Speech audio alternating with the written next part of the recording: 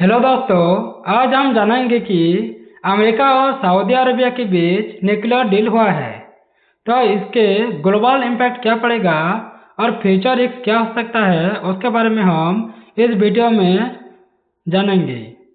तो पहले तो हम इंट्रोडक्शन जान लेते हैं कि यह समझौता आखिर क्या है और इसे ऐतिहासिक क्यों कहा जा रहा है, उसके बारे में जानेंगे। तो अमेरिका और सऊदी अरब के बीच घोषित सिविलियन न्यूक्लियर समझौता हाल के वर्षों में ही सबसे महत्वपूर्ण भू राजनीतिक और ऊर्जा संबंधी घटनाओं में से एक माना जा रहा है। तो पहली नज़र में यह केवल बिजली उत्पादन और ऊर्जा सहयोग का समझौता दिखाई देता है, लेकिन वास्तव में इसका प्रभाव मध्य पूर्व की राजनीति में, वैश्विक ऊर्जा बाजार में, परमाणु अप्रसार नीति में, अमेरिका सऊदी संबंध और चीन रूस जैसे बड़ी शक्तियों के साथ प्रतिस्पर्धा तक फैला हुआ है। तो सऊदी अरब दशकों से दुनिया के सबसे बड़े तेल उत्पादकों में से शामिल है। इसकी अर्थव्यवस्था लंबे समय तक तेल निर्यात पर ही निर्भर है, लेकिन पिछले कुछ वर्षों में क्राउन प्रिंस मोहम्मद बिन सलमान ने विजन 2030 कार्यक्रम के माध्यम से ही देश की अर्थव्यवस्था को आधुनिक बनाने और तेल पर निर्भरता कम करने का लक्ष्य भी रखा है। इसी रणनीति के तहत सऊदी अरब अब परमाणु ऊर्जा को अपने भविष्य की ऊर्जा नीति का महत्वपूर्ण हिस्सा बनाना चाहता है।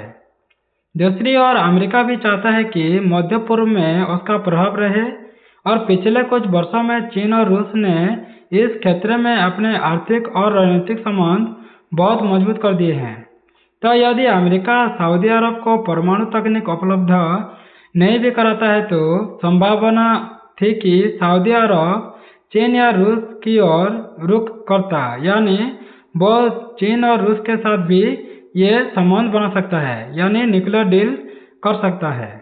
इसीलिए यह समझौता केवल ऊर्जा परियोजना नहीं बल्कि वैश्विक शक्ति संतुलन का भी है।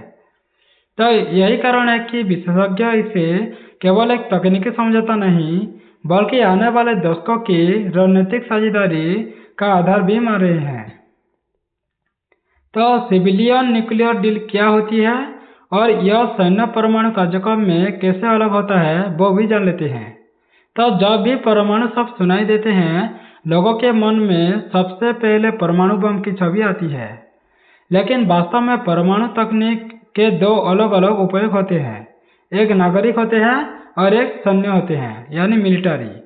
तो सिविलियन न्यूक्लियर प्रोग्राम का मुख्य उद्देश्य बिजली उत्पादन करना होता है, चिकित्सा करना होता है और वैज्ञानिक अनुसंधान और औद्योगिक उपयोग को करना होता है। तब परमाणु रिएक्टर में नियंत्रित परमाणु विखंडन को माध्यम से अत्यधिक मात्रा में ऊर्जा उत्पन्न भी की जाती है। यही ऊर्जा बिजली में परिवर्तन होती है। इस प्रक्रिया से बहुत कम कार्बन उत्सर्जन होता हुए भी, इसीलिए कई देश इसे स्वच्छ ऊर्जा का महत्वपूर्ण स्रोत भी मानते हैं।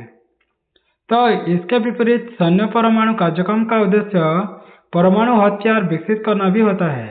इसके लिए अत्यधिक सर्वोत्थित यूरेनियम या प्लूटोनियम की आवश्यकता भी होती है। तो अमेरिका द्वारा सऊदी अरब के साथ प्रस्तावित समझौता आधिकारिक रूप से नागरिक परमाणु कार्यक्रम के लिए होता है।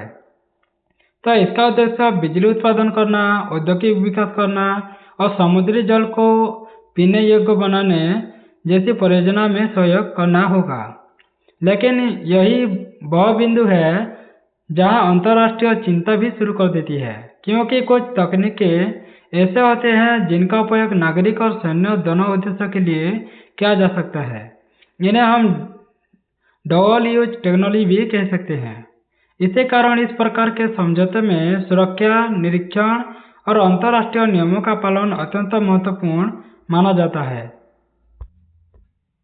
तो यह समझौता अभी क्यों किया गया है, वो भी जानेंगे, और इसके पीछे की भू राजनीतिक पृष्ठभूमि क्या है। तो किसी भी बड़े अंतर्राष्ट्रीय समझौते के पीछे केवल आर्थिक कारण नहीं होते हैं, इसके पीछे रणनीतिक और राजनीतिक कारण भी होते हैं। पिछले कुछ वर्षों में मध्य पूर्व में कई बड़े बदलाव भी हुए हैं। ईरान के परमाणु कार्यक्रम को लेकर लगातार तनाव भी बना रहता है। दूसरी ओर चीन ने सऊदी अरब और ईरान के बीच संबंध सुधारने में मध्यस्थ की भूमिका भी निभाई है। इससे अमेरिका को यह संकेत मिला है कि उसका पारंपरिक प्रभाव धीरे धीरे चुनौती का सामना कर रहा है। तो इसके अलावा रूस भी ऊर्जा, रक्षा और परमाणु तकनीक के क्षेत्र में सक्रिय हो गए हैं। यदि अमेरिका पीछे हटता है तो सऊदी अरब आसानी से किसी अन्य देश के साथ परमाणु समझौता कर सकता है। तो अमेरिका की रणनीति स्पष्ट है। सऊदी अरब को अपने रणनीतिक साझेदार के रूप में बनाए रखना और उसे पश्चिमी तकनीक तथा सुरक्षा ढांचे से जोड़कर रखना। इसके बदले में अमेरिका को आर्थिक लाभ, राजनीतिक प्रभाव और क्षेत्रीय सुरक्षा सहयोग मिलना होगा। तो सऊदी अरब की भी अपनी रणनीतिक सोच है। वह किसी एक महाशक्ति पर निर्भर नहीं रहना चाहता है, इसीलिए वह अमेरिका, चीन, रूस और यूरोपीय देशों सभी के साथ संतुलित संबंध बनाए रखने की कोशिश करता है। इस समझौते के माध्यम से वह आधुनिक तकनीक प्राप्त करना चाहता है, लेकिन साथ ही अपने रणनीतिक स्वतंत्रता भी बनाए रखना चाहता है। इस प्रकार यह समझौता केवल ऊर्जा का नहीं बल्कि वैश्विक शक्ति संतुलन का भी महत्वपूर्ण हिस्सा बन जाता है। तो इस समझौते की मुख्य शर्तें और सबसे बड़ा विवाद क्या है वो भी जान लेते हैं। तो हर परमाणु सहयोग समझौता में कई तकनीकी और कानूनी शर्तें भी होती है। अमेरिका का परमाणु सहयोग सामान्यतः सुरक्षा पर, निरीक्षण पर और अप्रसार के सिद्धांतों पर आधारित होता है। तो इस समझौते के अंतर्गत अमेरिकी कंपनियां भविष्य में सऊदी अरब में परमाणु रिएक्टर निर्माण कर सकता है, तकनीकी सहायता कर सकता है, प्रशिक्षण भी कर सकता है और ईंधन आपूर्ति जैसे क्षेत्रों में भी सहयोग कर सकता है। लेकिन सबसे बड़ा विवाद यूरेनियम संदर्भ को लेकर है। तो यूरेनियम प्राकृतिक रूप से सीधे परमाणु रिएक्टर में उपयोग नहीं किया जा सकता है, उसे विशेष प्रक्रिया से संवर्धित करना भी पड़ता है। कम स्तर का संवर्धन बिजली उत्पादन के लिए पर्याप्त होता है, जबकि बहुत अधिक स्तर का संवर्धन परमाणु हथियार बनाने में इस्तेमाल भी किया जा सकता है। यही कारण है कि यदि किसी देश को घरेलू स्तर पर यूरेनियम संवर्धन की अनुमति मिलती है तो अंतर्राष्ट्रीय समुदाय अतिरिक्त सावधानी बरतते हैं। तो सऊदी अरब पहले भी यह कह चुका है कि यदि ईरान परमाणु हथियार विकसित करता है तो वह भी अपनी सुरक्षा के लिए सभी विकल्प खुले रखेंगे। तो इसी बयान के कारण कई विशेषज्ञ इस समझौते को लेकर चिंतित है। दूसरी ओर अमेरिका का कहना है कि समझौते के तहत अंतर्राष्ट्रीय सुरक्षा मानकों और निरीक्षण व्यवस्थाओं को पालन किया जाएगा, ऐसा कहा है, जिससे परमाणु सामग्री का दुरुपयोग को रोका जा सके। तो यही इस समझौतों का सबसे संवेदनशील और सबसे अधिक चर्चा में रहने वाला पहलू है। तो अमेरिका को इस समझौते से क्या लाभ मिलेगा वो भी जानेंगे, जैसे आर्थिक हो या रणनीतिक या वैश्विक दृष्टिकोण से। तो पहली नज़र में ऐसा लग सकता है कि अमेरिका केवल सऊदी अरब की ऊर्जा आवश्यकताओं को पूरा करने में मदद कर रहा है, लेकिन यदि इस समझौते का गहराई से विश्लेषण किया जाए तो स्पष्ट होता है कि इससे अमेरिका को भी कई स्तरों पर बड़े लाभ हो सकते हैं। यही कारण है कि वाशिंगटन इस समझौते को केवल ऊर्जा सहयोग नहीं बल्कि अपनी दीर्घकालीन वैश्विक रणनीति का हिस्सा भी मान रहा है। सबसे पहले आर्थिक लाभ की बात करें तो परमाणु ऊर्जा उद्योग अत्यंत महंगा होता है और कच्चा यानी उच्च तकनीक वाला क्षेत्र होता है। तो एक आधुनिक परमाणु रिएक्टर की लागत अरबों डॉलर तक पहुंच जाता है। यदि सऊदी अरब भविष्य में कई रिएक्टर स्थापित करता है तो अमेरिकी कंपनियों को बड़ा निर्माण अनुबंध मिलेगा, ईंधन आपूर्ति, रखरखाव और प्रशिक्षण और तकनीक सेवाओं के रूप में दीर्घकालिक व्यापार मिलेगा, यानी बहुत फायदा है। इससे अमेरिका में उच्च तकनीक रोजगार भी बढ़ सकता है। दूसरा महत्वपूर्ण लाभ रणनीतिक प्रभाव होगा।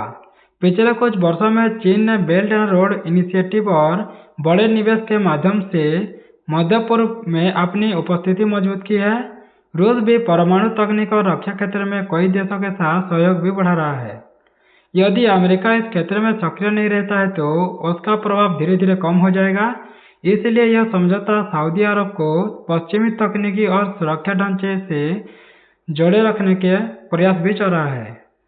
तो तीसरा लाभ सहयोग हो सकता है सुरक्षा में। तो अमेरिका और सऊदी अरब दशकों से सुरक्षा साझेदार रहे हैं। तो परमाणु सहयोग दोनों देशों के बीच विश्वास को और भी मजबूत कर देगा।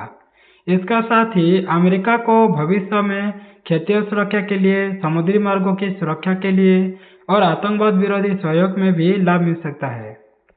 तो एक अन्य महत्वपूर्ण पहलू भी है। अमेरिका चाहता है कि वैश्विक परमाणु ऊर्जा बाजार में उसकी कंपनियां प्रतिस्पर्धी बनी रहे। यदि चीन और रूस लगातार नए परमाणु संयंत्र बनाते रहे और अमेरिका पीछे रह गया तो उसका तकनीकी नेतृत्व कमजोर हो सकता है। इसीलिए यह समझौता वैश्विक तकनीकी प्रतिस्पर्धा का भी एक हिस्सा माना जा रहा है। तो सऊदी अरब को इस समझौते से क्या लाभ होगा, यानी विजन 2030 तक क्या हो सकता है और ऊर्जा परिवर्तन की दिशा में बड़ा कदम क्या होगा वो भी जानेंगे। तो सऊदी अरब दुनिया के सबसे बड़े तेल निर्यातकों में से तो एक है, लेकिन विडंबना यह है कि वह अपने देश के भीतर भी बिजली उत्पादन के लिए बड़ी मात्रा में तेल और प्राकृतिक गैस पर ही उपयोग करता है। इसका अर्थ है कि जितना तेल घरेलू बिजली उत्पादन में खर्च होता है उतना तेल वह अंतर्राष्ट्रीय बाजार में बेच नहीं पाता है। यही कारण है कि सऊदी नेतृत्व अब ऊर्जा स्रोतों में विविधता लाना चाहता है। परमाणु ऊर्जा इसके लिए सबसे महत्वपूर्ण विकल्पों में से एक मानी जा रही है। तो यदि परमाणु ऊर्जा संयंत्र स्थापित होते हैं तो देश के भीतर बिजली उत्पादन का बड़ा हिस्सा परमाणु स्रोतों से पूरा किया जा सकता है। इससे घरेलू तेल की खपत कम होगी और अधिक तेल निर्यात किया जा सकेगा, जिससे राष्ट्रीय आय भी बढ़ेगी। तो यह समझौता केवल बिजली तक सीमित नहीं रहेगा। परमाणु ऊर्जा का उपयोग समुद्री जल को पीने योग्य बनाने वाली यानी डिसैलिनेशन में भी किया जा सकता है, यानी खारे पानी को शुद्ध पानी किया जा सकता है। तो सऊदी अरब एक रेगिस्तान देश है जहां मीठे पानी की कमी रहती है। तो भविष्य में परमाणु ऊर्जा आधारित बिल्व किरण संयंत्र देश के जल को सुरक्षित को भी मजबूत कर सकता है। तो विजन 2030 का एक प्रमुख लक्ष्य नई तकनीकों, अनुसंधान और उच्च कौशल वाले उद्योगों का विकास करना भी है। तो परमाणु ऊर्जा कार्यक्रम वैज्ञानिक अनुसंधान, इंजीनियरिंग, शिक्षा और उच्च तकनीक रोजगार को भी बढ़ावा देना चाहता है। इस प्रकार यह समझौता केवल ऊर्जा नहीं बल्कि आर्थिक आधुनिकीकरण, औद्योगिक विकास और दीर्घकालिक राष्ट्रीय रणनीति का भी हिस्सा माना जा रहा है। यानी ये सऊदी अरब के लिए बहुत अच्छा है। तो ईरान पर इसका क्या प्रभाव पड़ेगा वो भी जान लेते हैं, क्योंकि इस समझौते का सबसे संवेदनशील प्रभाव ईरान पर ही पड़ सकता है, क्योंकि ईरान और सऊदी अरब लंबे समय से मध्य पूर्व के दो प्रमुख प्रतिद्वंदी रहे हैं। तो दोनों देशों के बीच राजनीतिक, धार्मिक और राजनीतिक प्रतिस्पर्धा दशकों से चली आ रही है। यद्यपि हाल के वर्षों में दोनों देश के बीच संबंधों में कुछ सुधार हुए हैं, फिर भी अविश्वास पूरी तरह समाप्त नहीं हुआ है। तो ईरान पहले से ही अपने परमाणु कार्यक्रम को लेकर अंतर्राष्ट्रीय विवादों के केंद्र में रहा है। तो पश्चिमी देशों को आशंका रही है कि ईरान का परमाणु कार्यक्रम केवल नागरिक उपयोग तक सीमित नहीं रहेगा, बल्कि ईरान लगातार इन आरोपों से इनकार भी करता रहता है। यदि सऊदी अरब को परमाणु ईंधन चक्र या यूरेनियम संवर्धन जैसी क्षमताएं मिलती है तो ईरान इसे शक्ति संतुलन में बदलाव के रूप में देख सकता है। कई विशेषज्ञों का मानना है कि यदि क्षेत्र के दो प्रमुख प्रतिद्वंदी परमाणु तकनीक में तेजी से आगे बढ़ते हैं तो भविष्य में अन्य देश भी इसी दिशा में कदम उठा सकते हैं। इससे मध्य पूर्व में परमाणु प्रतिस्पर्धा बढ़ने का जोखिम भी रहेगा। हालांकि समर्थकों का कहना है कि यदि सभी गतिविधियां अंतर्राष्ट्रीय परमाणु ऊर्जा एजेंसी की निगरानी में हो तो और पारदर्शिता बनी रही तो इन जोखिमों को काफी हद तक नियंत्रित किया जा सकता है। यही कारण है कि इस समझौते पूरी दुनिया की निगाहें टिकी हुई है। तो चीन और रूस की भूमिका क्या होगा, यानी क्यों यह समझौता वैश्विक शक्ति प्रतिस्पर्धा का हिस्सा माना जा रहा है वो भी जानेंगे। तो आज की दुनिया केवल दो देशों के बीच होने वाले समझौता से नहीं चलता है। लगभग हर बड़ा समझौता वैश्विक शक्ति संतुलन को प्रभावित भी करता है। चीन पिछले एक दशक में मध्य पूर्व में अपने आर्थिक निवेश तेजी से बढ़ा चुका है। उसने ऊर्जा में बुनियादी ढांचे और व्यापार के क्षेत्र में कई अरब देशों के साथ संबंध मजबूत किए हैं। इसके अलावा उसने सऊदी अरब और ईरान के बीच संबंध को सुधारने में भी महत्वपूर्ण भूमिका निभाई है। तो रूस भी परमाणु ऊर्जा के क्षेत्र में विश्व की प्रमुख शक्तियों में से एक है। उसकी सरकारी कंपनी रोस्तम कई देशों में परमाणु रिएक्टर बना रही है।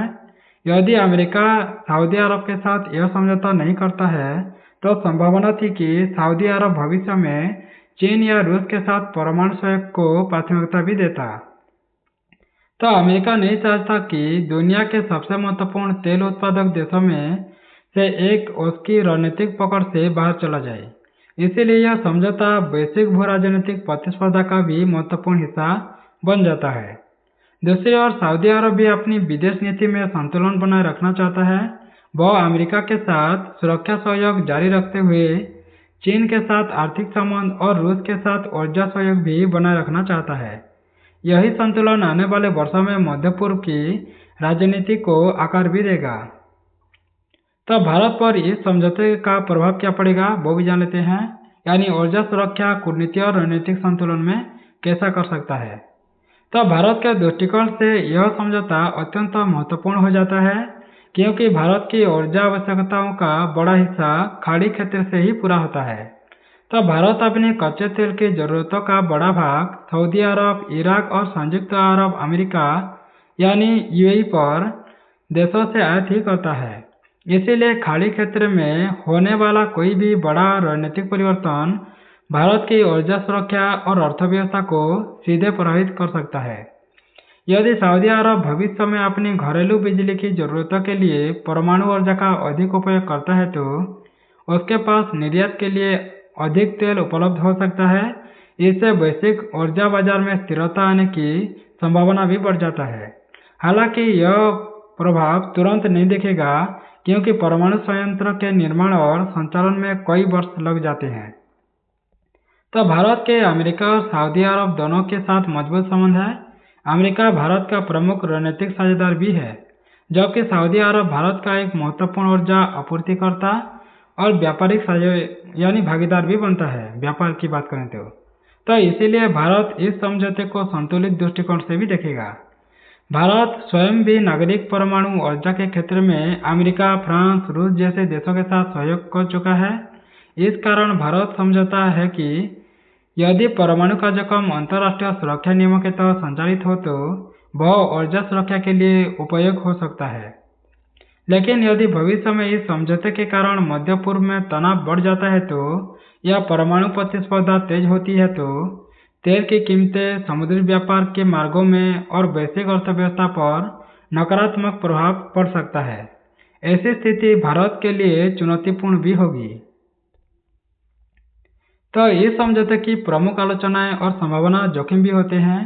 तो हर बड़े अंतर्राष्ट्रीय समझौते की तरह इस समझौते के भी समर्थक और विरोधी दोनों होते हैं। तो सबसे बड़ी चिंता परमाणु अप्रसार को लेकर है। आलोचकों का कहना है कि यदि किसी देश को यूरेनियम संदर्भन जैसी संवेदनशील तकनीक तक पहुंच मिलती है तो भविष्य में उसका उपयोग हथियार कार्यक्रम की दिशा में भी किया जा सकता है। कुछ अमेरिकी सांसदों और विशेषज्ञों ने यह भी कहा है कि यदि इस समझौते में पर्याप्त सुरक्षा शर्तों पर और कठोर निरीक्षण व्यवस्था नहीं होगी तो उससे भविष्य में परमाणु प्रसार का जोखिम भी बढ़ सकता है। एक अन्य चिंता क्षेत्रीय हथियारों की होड़ से भी जुड़ी है। यदि सऊदी अरब परमाणु क्षमता विकसित करता है तो अन्य देश भी समान तकनीक प्राप्त करने की कोशिश करेंगे। इससे मध्य पूर्व में रणनीतिक अस्थिरता बढ़ सकता है। इसके अतिरिक्त इस प्रकार के समझौते में पारदर्शिता भी एक महत्वपूर्ण मुद्दा बन जाता है। अंतर्राष्ट्रीय समुदाय चाहता है कि परमाणु सामग्री, तकनीक और ईंधन का उपयोग केवल शांतिपूर्ण उद्देश्यों के लिए हो तो अच्छा रहेगा, ये कहा है। यानी इसकी नियमित निगरानी अंतर्राष्ट्रीय परमाणु ऊर्जा एजेंसी द्वारा की जाना चाहिए। तो हालांकि समझौते के समर्थकों का तर्क है कि यदि अमेरिका सहयोग नहीं करता है तो भी सऊदी अरब किसी अन्य देश से यह तकनीक प्राप्त कर सकता है। ऐसे में अमेरिका के साथ समझौता होने पर निगरानी और सुरक्षा मानकों को लागू करना अपेक्षाकृत आसान रहेगा, जबकि चीन और रूस के अधिक। तो भविष्य में क्या हो सकता है, यानी संभावित परिदृश्य क्या होगा वो भी जान लेते हैं। तो यह समझौता घोषित हो चुका है कि लेकिन इसका वास्तविक प्रभाव आने वाले कई वर्षों में दिखाई देगा। परमाणु संयंत्रों का निर्माण, तकनीकी प्रशिक्षण, नियामक व्यवस्था और सुरक्षा तंत्र विकसित करने में लंबा समय लग जाता है। यदि सब कुछ योजना के अनुसार आगे बढ़ता है तो आने वाले वर्षों में सऊदी अरब धीरे धीरे परमाणु ऊर्जा उत्पादन शुरू कर सकता है। इससे उसकी ऊर्जा संरचना में बड़ा परिवर्तन भी आएगा। दूसरी संभावना यह है कि यदि अमेरिकी कांग्रेस या अन्य संस्थाओं को सुरक्षा संबंधी गंभीर चिंताएं होती है तो समझौते की कुछ शर्तें में बदलाव किए जा सकते हैं। अंतर्राष्ट्रीय राजनीति में इस प्रकार के समझौते का अंतिम स्वरूप अक्सर लंबी बातचीत के बाद ही तय होता है। तो तीसरा परिदृश्य यही हो सकता है कि ईरान, चीन, रूस और अन्य क्षेत्रीय देशों की प्रतिक्रिया के आधार पर ही मध्य पूर्व की रणनीतिक स्थिति में नए बदलाव देखने को मिलेगा। यदि सभी देश संतुलन और सहयोग की नीति अपनाते हैं तो यह समझौता क्षेत्रीय स्थिरता में योगदान दे सकता है, लेकिन यदि प्रतिस्पर्धा और अविश्वास बढ़ता है तो तनाव भी बढ़ सकता है। इसीलिए आने वाले 5 से 10 वर्षों इस समझौते की सफलता या असफलता तय करने में महत्वपूर्ण भी होगी। तो कंक्लूजन क्या हो सकता है? तो यदि पूरे विषय का समग्र विश्लेषण किया जाए तो स्पष्ट होता है कि अमेरिका और सऊदी अरब के बीच नागरिक परमाणु समझौता केवल बिजली उत्पादन का कार्यक्रम नहीं है। यह ऊर्जा सुरक्षा में, आर्थिक विकास में, वैश्विक शक्ति संतुलन में, मध्य पूर्व की राजनीति में, परमाणु अपप्रसार में और अंतर्राष्ट्रीय कूटनीति का एक संगम भी है। तो अमेरिका इस समझौते के माध्यम से मध्य पूर्व में अपना प्रभाव बनाए रखना चाहता है और चीन तथा रूस जैसे प्रतिस्पर्धी शक्तियों के बढ़ते प्रभाव का संतुलन करना चाहता है। दूसरी ओर सऊदी अरब अपनी अर्थव्यवस्था को आधुनिक बनाते हुए तेल पर निर्भरता को कम करना चाहता है और विजन 2030 के लक्ष्यों को आगे भी बढ़ाना चाहता है। हालांकि इस समझौते के साथ कई गंभीर प्रश्न भी जुड़े हैं। क्या यूरेनियम संवर्धन जैसी संवेदनशील तकनीक भविष्य में विवाद का कारण बन सकता है? क्या अंतर्राष्ट्रीय निरीक्षण पर्याप्त होगी? क्या यह समझौता क्षेत्रीय स्थिरता बढ़ाएगा या परमाणु प्रतिस्पर्धा को जन्म भी देगा? इन सभी प्रश्नों के उत्तर आने वाले वर्षों में ही हमें पता चलेगा। तो भारत जैसे देशों के लिए यह समझौता अवसर और चुनौती दोनों लेकर आने वाला है। यदि मध्य पूर्व स्थिर रहता है तो वैश्विक ऊर्जा बाजार को लाभ मिलेगा, लेकिन यदि तनाव बढ़ जाता है तो उसका प्रभाव भी तेल की कीमतों पर, व्यापार और वैश्विक अर्थव्यवस्था पर ही पड़ेगा। तो थैंक्स फॉर वॉचिंग। अगर ऐसे वीडियो आपको अच्छा लगता है तो सब्सक्राइब कर दें, बेल आइकन दबा दें, लाइक करें, शेयर करें और वीडियो को कैसा लगता है कमेंट बॉक्स में जरूर कमेंट कर दें।